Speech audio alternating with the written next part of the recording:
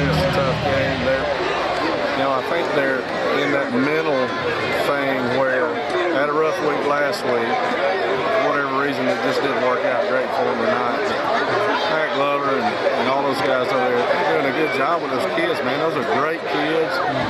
And then I hated that they fumbled down here, and we tried to just, it's good to get the win. It's no fun, playing your buddy. Clay's got a really good football team. My hat's off to him. I knew they had a really good football team. We were going to play really, really well.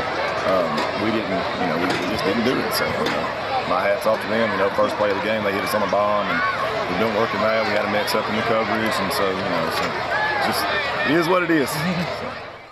Clay-Chalkville had to wait until week 5 to host a home game, but when they did, they impressed the home fans as they roll Pinson 65-10. Alan, your initial thoughts on this one? Well, it's kind of crazy that they went 5 games before they played at home. That's an unfortunate schedule, and what it does mean is down the stretch they're going to be playing a lot of home games, which will be good for them. This game turned out about as expected. Pinson Valley's got a good team, but Clay-Chalkville is going to steamroll a lot of teams, and they just continue to get better, and they're just marching through their season right now pretty much untouched. Clay scored 12 seconds into the game on an 80-yard touchdown pass from Ty Pickram to Simmons, and really for all intents and purposes, this game was over by halftime. Pinson Valley down 36-3. They were out of it very quickly. Well, Clay has so many weapons. They have 3 great receivers. Pickram is a great quarterback.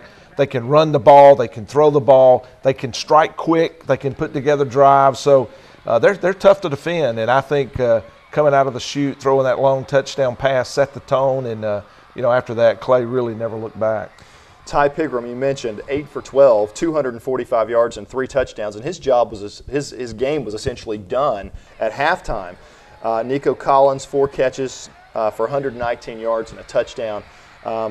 Clay, 588 yards of total offense. Is this one of the best offenses we've seen? Oh, it is. There's no doubt about it. They have talent. They have good blocking up front. 588 yards against anybody is a lot of offense.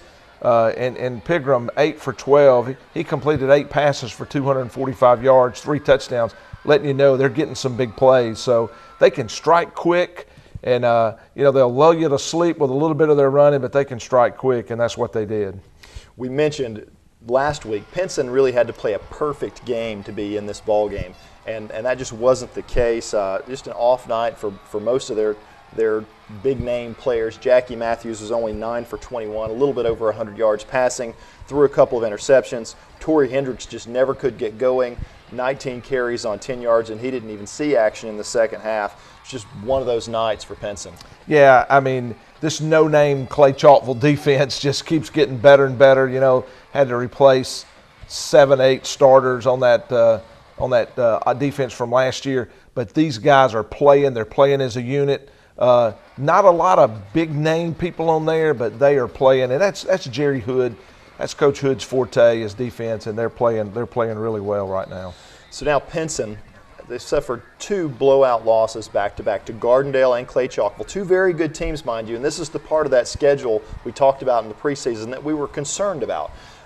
They get McAdory, an undefeated team this week. How do they regroup and get things back together? Well, unfortunately, it's going to be difficult against a team like McAdory, and this is the stretch we talked about: Gardendale, Pinson, McAdory.